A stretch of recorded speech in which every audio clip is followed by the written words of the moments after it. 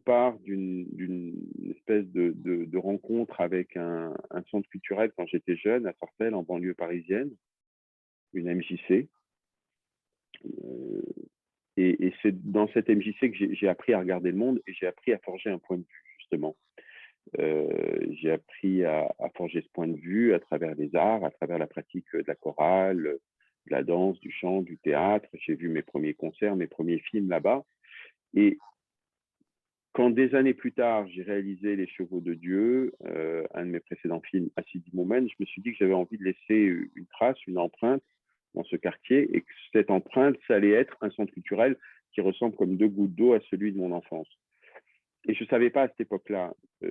qui allait se passer et se produire dans ce centre. Je savais en tout cas évidemment pas que j'allais y tourner un film.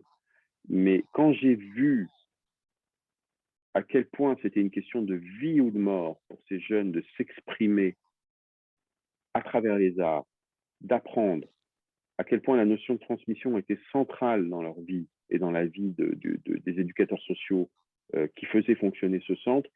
ça m'a très très fort rappelé mon enfance et je me suis quelque part vu en chacune et en chacun d'entre eux. Et c'était probablement la partie la plus émouvante dans le film, mais en tout cas, c'est ça qui m'a porté et donné l'énergie pour faire ce film, qui m'a aussi beaucoup donné d'espoir dans cette jeunesse. Parce que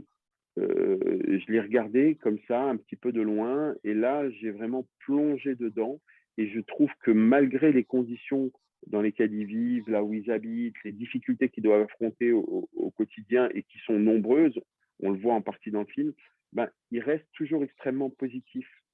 pleins d'énergie, et à travers leurs textes, à travers leurs mots, qui sont d'une puissance, pour moi, éblouissante, ben, ils arrivent quelque part à transcender les nœuds, à transcender ce qui les empêche, ce qui les brime parfois,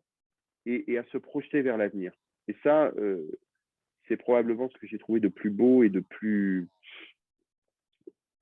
inspirant en fait en eux.